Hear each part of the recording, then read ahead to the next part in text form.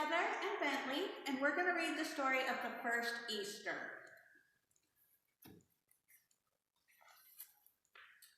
Jesus had been staying in Bethany, where his friends Martha, Mary, and Lazarus lived.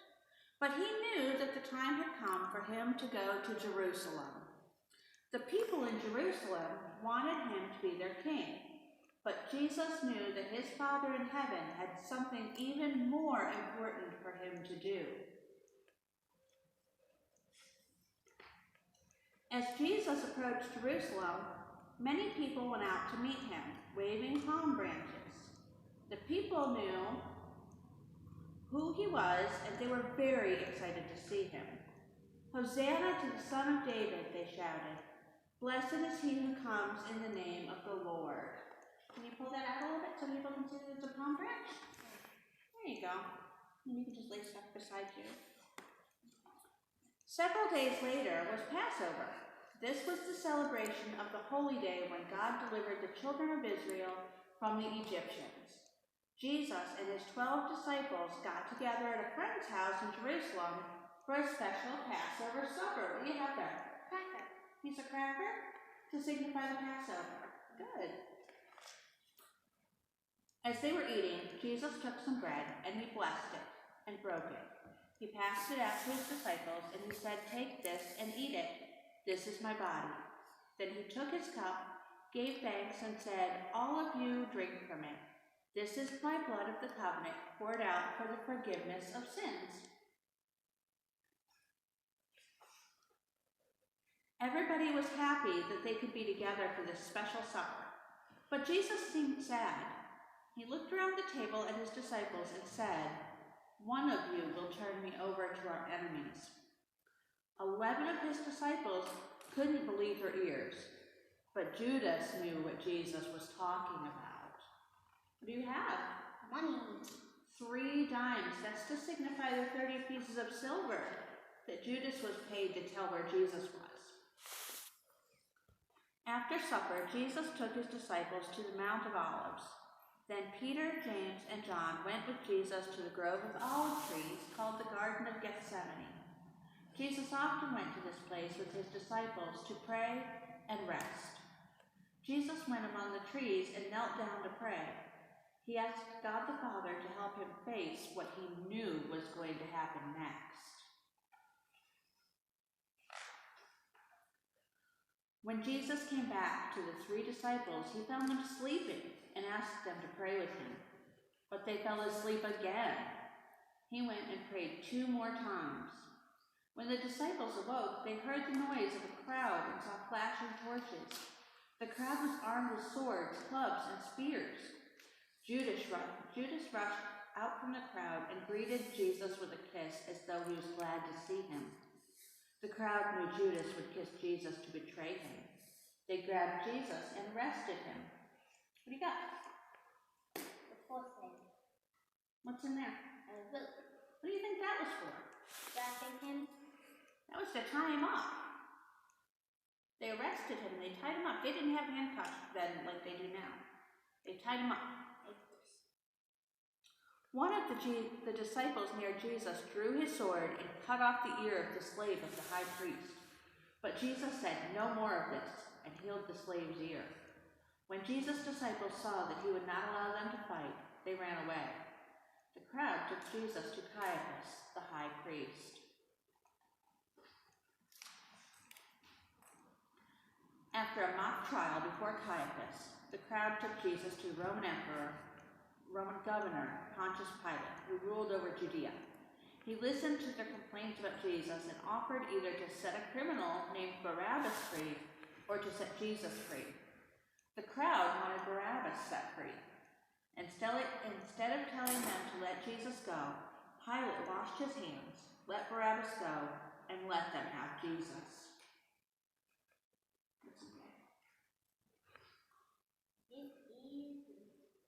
What's in there? Soap. What do you think that might mean? For the washing of He washed his hands. Pilate washed his hands and said, "Nope, I don't want any part of this." The crowd cried, "Crucify him." So the Roman soldiers took Jesus out of the city to a place called Calvary, or Golgotha, which means the place of the skull. They had made a huge cross to crucify Jesus on. A great crowd of people followed Jesus and the soldiers. Some were enemies of Jesus, glad to see him suffer. They did many wicked and painful things to hurt Jesus. Others were friends of Jesus. Some women followed him and cried. Jesus turned to them and said, "Do not cry for me." The soldiers tried to make Jesus carry his own cross, but soon found he was too weak from his suffering and could not carry it. They chose a man named Simon who was passing by, and they made him carry the cross to its place at Calvary.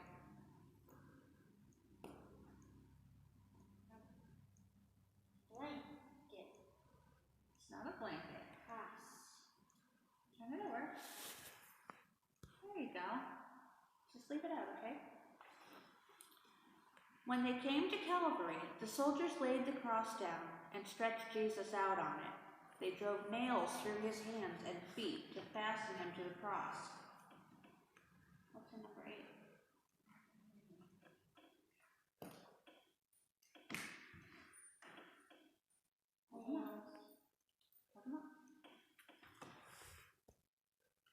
Then they stood the cross upright with Jesus upon it.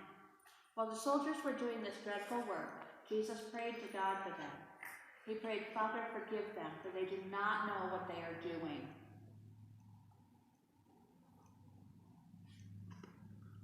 Two men who had been robbers and had been sentenced to die were led out to be crucified at the same time with Jesus. One was placed on a cross at his right side and the other at his left. Pilate ordered a sign hung over Jesus' head which read, "This is Jesus of Nazareth, the King of the Jews." The people in the crowd looked at Jesus on the cross and mocked him. The priests and scribes said, "He saved others, but he cannot save himself. If you can come down from the cross, we will believe in you."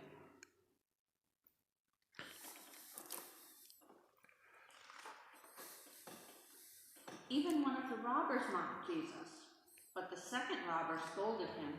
"Don't you fear God to talk like that?" he asked. "You're going to die the same way. We deserve to die, but this man has done nothing wrong." Then the man said to Jesus, "Lord, remember me when you come into your kingdom." Jesus said, "Today you will be with me in heaven."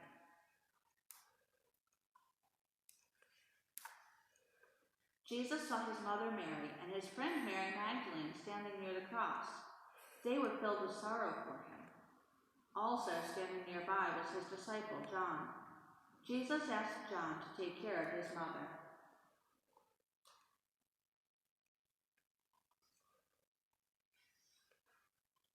Then a sudden darkness came over the land. Jesus cried out, my God, why have you forsaken me? It is finished. Father, into your hands I give my spirit."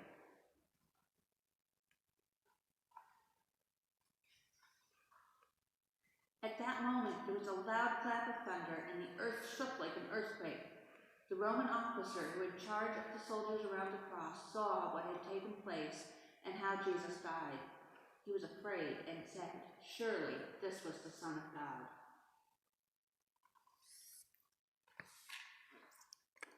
That evening, Joseph of Arimathea, a wealthy man who believed in Jesus, went to Pontius Pilate.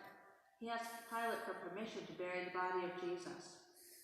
Joseph then took down his body from the cross and wrapped it in fine linen. What's in number 10?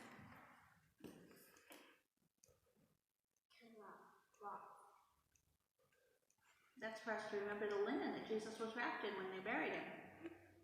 Nicodemus, another man who believed in Jesus, brought precious spices, which they wrapped up with the body. Then they placed the body in a tomb, which is a cave dug out of a rock. They covered the opening of the tomb with a large stone. What's in number 11? Rock. There's the rock. The following morning, some of the people who had helped to crucify Jesus came to Pilate. They reminded him that Jesus had said, "After 3 days I will rise again." Pilate gave orders that the tomb be watched for 3 days to make sure that no one tried to take the body away.